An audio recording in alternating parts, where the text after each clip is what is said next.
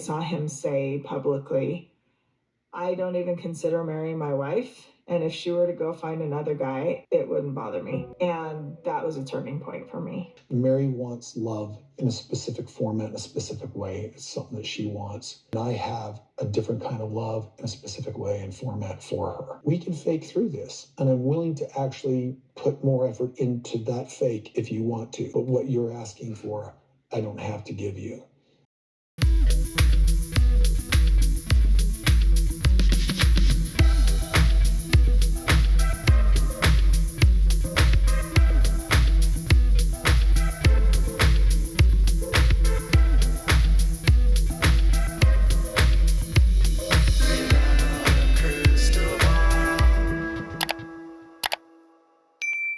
Hey friends, it's Katie from Without a Crystal Ball. Welcome back to my channel. It's Tuesday, December 5th, 2023. I hope all of you are having a great day. It's snowing here, getting cold, getting on the holiday season. Kody Brown is being, I guess, his antics that we don't see on camera are being revealed in this new tell-all by TLC. Now, Meri Brown was the legal wife of Kody Brown for 24 years. Meri Brown married Cody in 1990. They were divorced in 2014. And Meri had been stuck in a sort of state of limbo with Cody for years as he was leaving her tiny breadcrumbs of this is what our relationship will be. We can restore things. Everything will get back to normal. You've watched the show. Well, on the show, it's one thing, right? We see the act. And I'll tell you a story. By quote unquote act, and if you could see my face and you could see my hands, you would see that I'm doing air quotes with act and with Cody, because I spoke to someone that ran into Cody online. They met Cody on, I think they said, a dating website years ago. Yeah, Cody was using dating websites apparently. Allegedly. And they said that Cody said that he was an actor on a series on Sister Wives. And he told this person that he actually wasn't married. He said that he was divorced. He said the whole show was fake, allegedly. So this revelation by Meri with this whole faking makes me feel like maybe that person really did talk to Cody years ago, because when they told me this like last spring after season 17 finished, I couldn't believe that this was true. I was like, there's no way Cody would be on a dating website and he would not be telling this woman that he was divorced and that he didn't have a lot. He did admit that he had a lot of kids, but he said that he had no wife. No wife. I mean, not even a Robin. And now with hearing him say that he wanted Meri to fake this and he was willing to fake this, it gives this whole layer it gives that whole conversation another layer to me, because I feel like Cody really was faking this. And it also makes me question his relationship with Robin. And we'll get into that into another video. But as we explained yesterday, Meri had been placed in a position due to the show and the contracts and Cody's, narcissism, that she couldn't leave because they were in a show and they were on the show. The goal of the show was to promote polygamy. And you have to remember that the Browns were handpicked by Principal Voices to be the face of polygamy. So it wasn't just the pressure from Cody, but the pressure from the wider community of polygamy that they look and behave a certain way on the show. And so they played that part. And so Meri was kind of had to be in that position. She also has family that are depending on her to do this, right? And she's got pressure from her parents, her mom, pressure from her siblings, the church, all of that. And Meri was still actively involved in the church, I think into 2015 or 2016, because she was part of a camp for girls. Like, she was one of the camp counselors. And I told you guys that last year. Kody Brown and Meri sit down and talk about that breakup conversation, all right? And in the breakup conversation, they reveal that, so they have two differing points of view, right? Meri says that Cody told her that he didn't want to reveal this publicly. So I want you to hear that, and then we'll talk. Where he told me, I'm not going to be in a marriage with you. This is never going to move forward. And I said to him, don't you think that we should address this publicly? He's like, no, I don't want to. I don't want to. I don't need criticism. He says, I don't need that kind of criticism. I don't want to address it publicly. Let's set the stage. It's April 2022. Christine has left. Christine left in September 2021. By this time, it's in December of 2021, Janelle and Cody had this huge fight, and their marriage was at that point essentially over, although they hadn't finalized it yet, I don't believe. And it's Meri's turn to have a conversation, and he tells her, I don't want to be with you, but I don't want to address this publicly because I don't need the criticism. Cody was and has a show that is predicated on the fact that they are sister wives. And the show has always revolved around this dynamic between the ladies and how they manage all sharing a husband. And the premise of the show was to show Cody in a just abnormal lifestyle, but that this method of a family could work, right? So theoretically, what we were hearing from the likes of Warren Jeff's group or other groups like the Kingstons were not what was representative of what was happening in the Brown family. And their mission was to prove to society that women are free to come and go as they please, that these marriages are not arranged, that marriages have been consented on all parties. Cody said for years that they can leave if they want to. There's an open door policy, although when push came to shove with Christine, we saw how hard it was for her to actually leave, right? And so he's still sort of doubling down into that my show is predicated on the fact that I'm a polygamist. Without sister wives, there is no show, but yet the show is going to go on, which is bizarre to me, because there's going to be a season 19 and there's no sister wives. Make it make sense. So Cody wants her to lie publicly. He wants her to fake that this is going on. Meanwhile, Cody is saying horrible things about her. So he's telling her privately, I don't want to be married to you anymore. Or he's telling her privately, I don't want to be married to you anymore, but we can't say anything about this.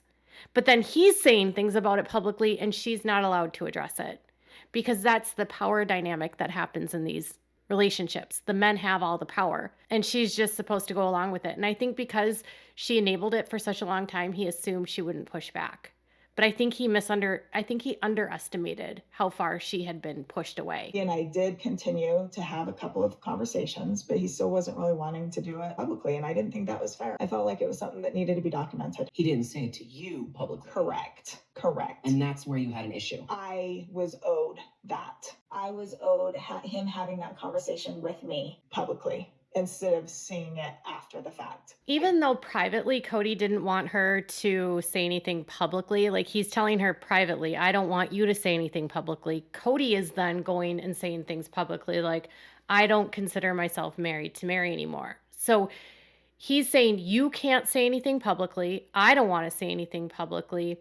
And then he goes out and says something publicly. And the only thing that I can come back to, the only explanation I can make sense out of this situation is that Cody believed, in my opinion, he could say those things about Meri. He could make statements such as, I don't consider myself married to Meri anymore. If she wanted to go out and marry another, I wouldn't have any argument. She wouldn't get any arguments out of me, as a way to, I suppose, to push her further out so that she would leave maybe. Or what I actually think that he did and he was doing was he believed he could say anything he wanted about Meri publicly and it wouldn't make her leave.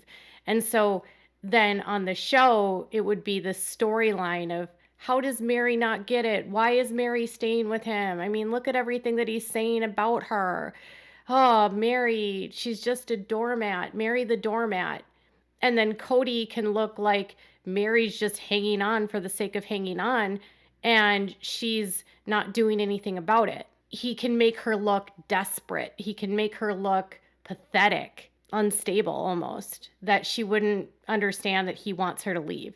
And that is even something that he doubled down about in this tell-all and saying, I just don't understand how Meri didn't understand that I didn't want to be with her anymore. I mean, she's saying, I did understand. I knew that he didn't want to be with me anymore. I wanted this documented publicly. Kody and Meri's marriage was the basis of this entire family. Without Meri and his relationship, Kody wouldn't have brought in those other relationships, right? Because Meri had to agree to all of these other women to come in. And some fans say that Meri deceived Janelle and Christine by hiding Robin from her, from the family, or that having this secret about Robin. And again, I want to just recommend that people educate themselves on the Doctrine and Covenants and the law of Sarah. And because Meri was the legal wife and she was the one that was tied to him legally under that contract, under their Doctrine and Covenants, it says that the legal wife has to consent to any other woman that comes into the family.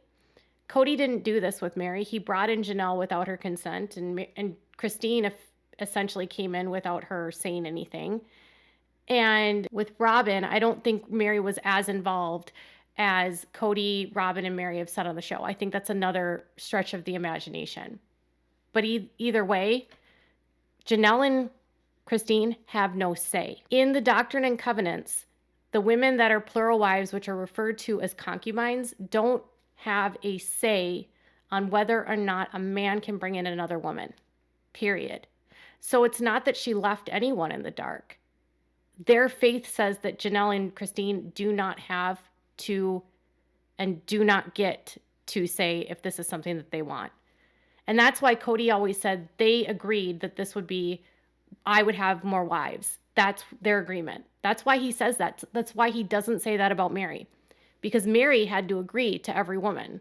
It's also the responsibility of Meri to bring Kody more concubines, as it's written in Doctrine and Covenants 132, because each concubine that's provided to Kody grants him another level of exaltation, which ensures that he will become a god in the celestial kingdom.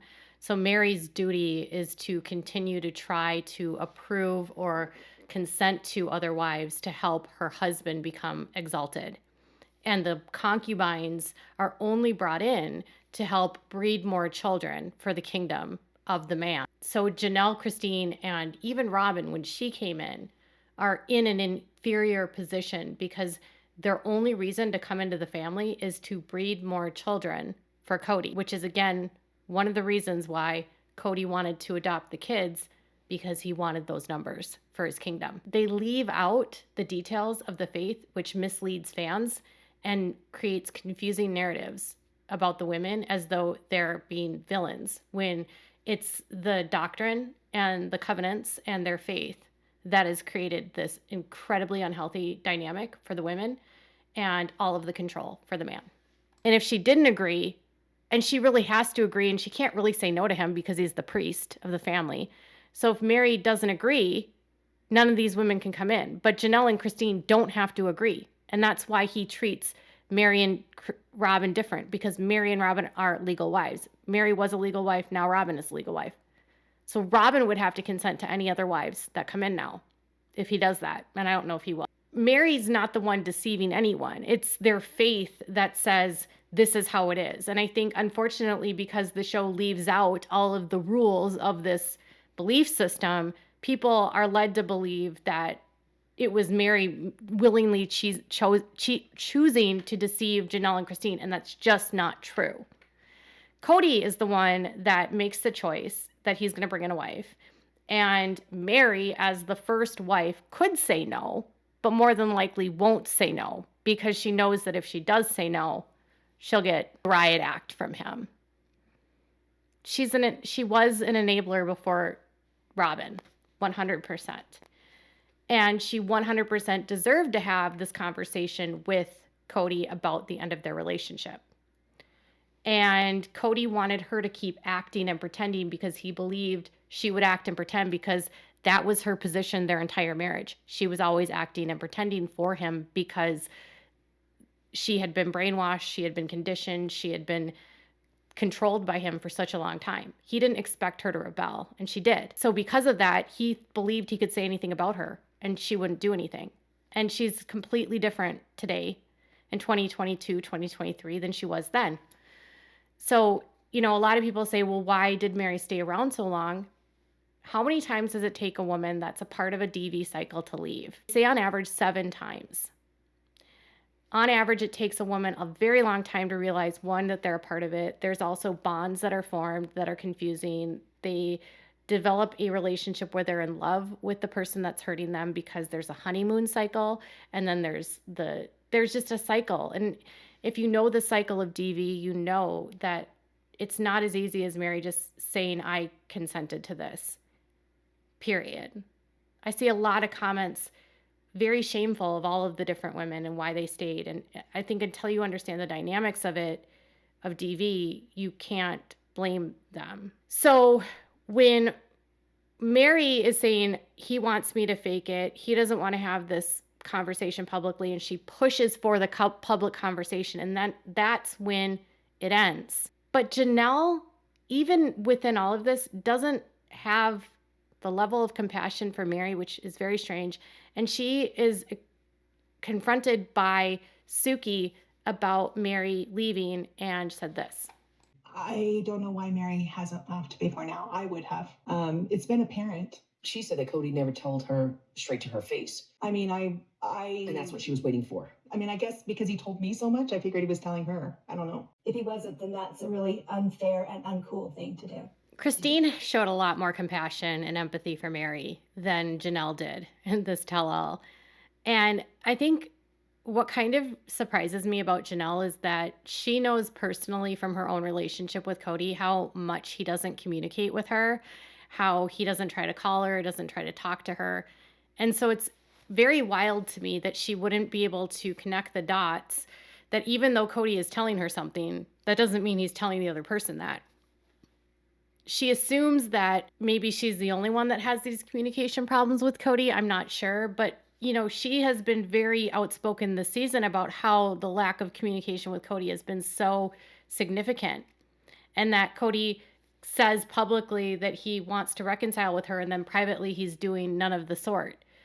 So he's doing things publicly to Janelle very similar to Meri, just different things, like privately saying one thing, publicly saying one thing, privately doing another. With Meri, publicly saying one thing, privately doing another. She should be able to see that Kody doesn't have the best track record and will publicly say whatever for his image and to protect himself and to make himself look good, which Janelle has even said that he will do that to protect his ego. I think that a lot of times with Janelle, she's so clouded maybe with her experience with Meri that she, in a way, doesn't always see Meri with a level of compassion, because she's been hurt, and she's been hurt by Meri, she's been hurt by Kody. They've all hurt each other. Her response is just like, well, if he did that, that's unfair and uncool. I feel like if that would have happened to Janelle, it would have been more than just unfair and uncool. Janelle would have been reading him the Riot Act, right? And Meri still never read him the Riot Act. She never screamed and yelled at him. She was very calm.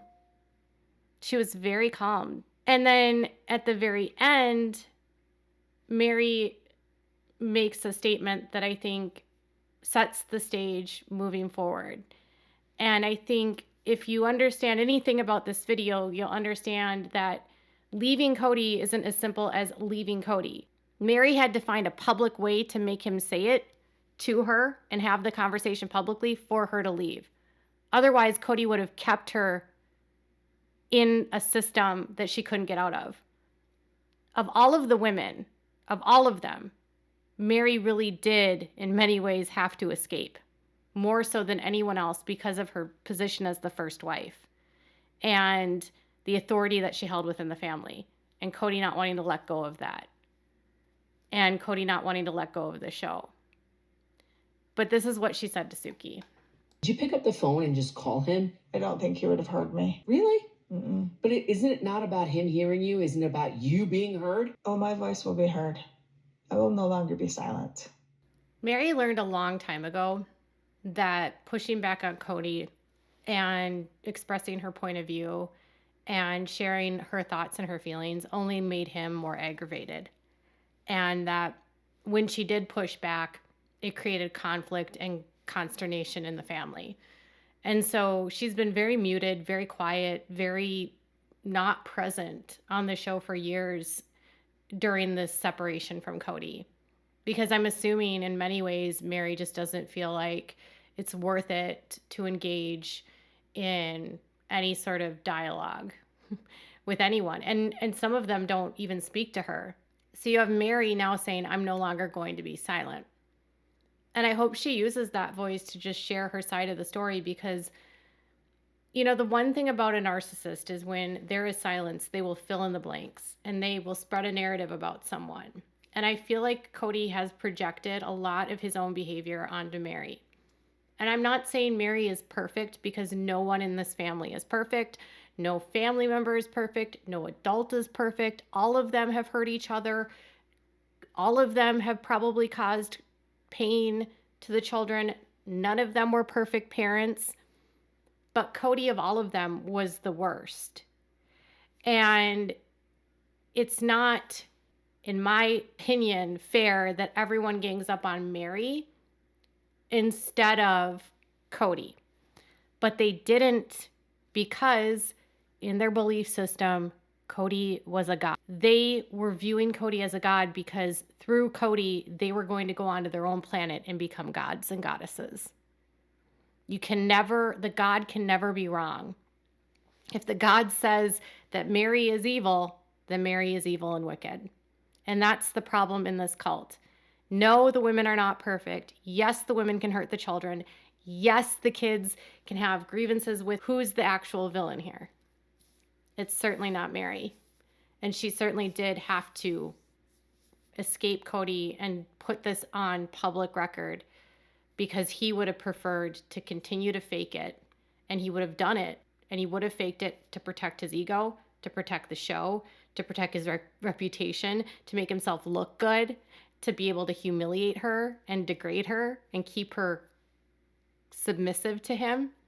And she's no longer going to be submissive to him. And I say, I am just hopeful for all of the women that have left him that they can move forward, they can heal, they can become free and better people, they can move on and recover from this mess that was created in their lives. They can restore relationships with the people in the family that are willing to, and they can move on with their lives. So Meri will no longer be silent, and she exposes Cody's fakery. Tell me what your thoughts are in the comments below. Bye, guys.